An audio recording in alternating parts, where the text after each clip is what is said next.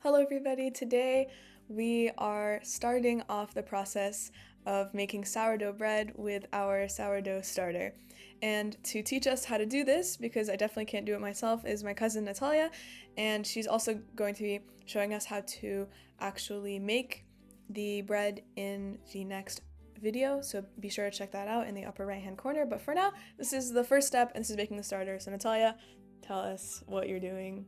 So this is making the starter from scratch. This is day one. You want to start with around 50 grams of water. Purified is best, room temperature or warm. And then add 50 grams of bread flour. Now I use a bread flour that has 14% protein, which I find works best, but any bread flour will do. So you just stir it together and you feed it once a day. So this would be the second day. It shouldn't grow much, so you just discard most of it, leaving just this at the bottom, just a little bit at the bottom, and then you would feed it the same amount, 50 grams of flour, 50 grams of water, and stir it until the next day. Do people use more than 50? Yeah, so it just depends.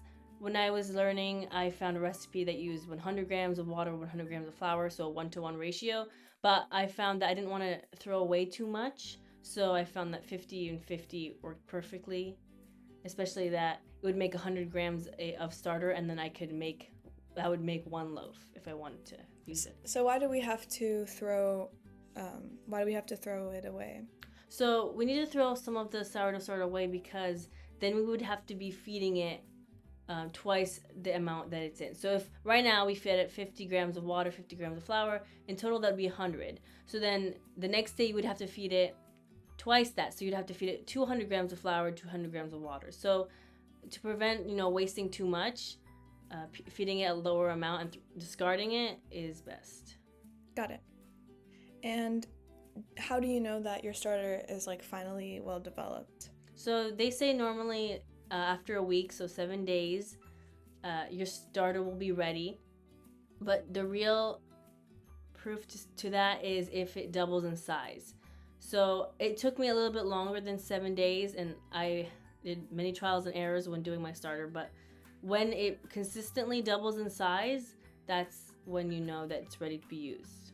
Do you put a mark or something to see, or can you just kind of tell that? Yeah. So I usually put a rubber band around my mason jar right after I feed it, so then when it grows I could see how much it has risen. Got it. Very nice. So after you feed it, how can you store it? So after you feed it, right now we're trying to keep it alive, so keeping it on your counter at room temperature is best, or a warmer environment so it rises faster. But once you get your starter up and running and it's alive, you can actually keep your starter in the refrigerator and feed it once a week, and it will still stay alive. But that way you don't have to throw away as much, and you can just maintain it with less amount of ingredients. I actually think that it's really cute how the sourdough starter is alive.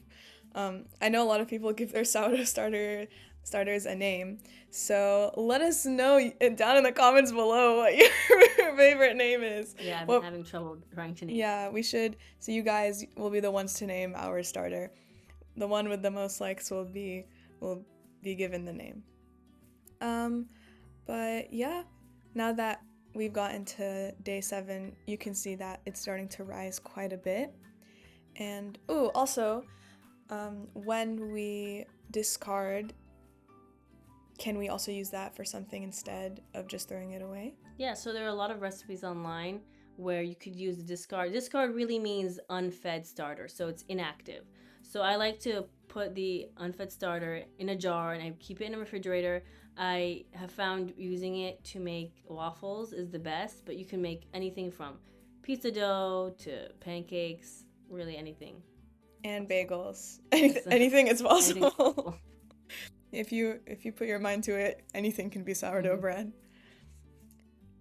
And do you find that it gets easier, taking care of your starter and making it become alive from the first time? The first time was probably really difficult for you, but now is it still, has it gotten easier, or do you still find yourself experimenting sometimes. Oh, it's definitely easier. In the beginning, you feel like you have to fit your schedule for this, but then you realize that you can adjust to your schedule. I found what works best for me, and everyone's going to be different, but you just got to test it and see what's best for you.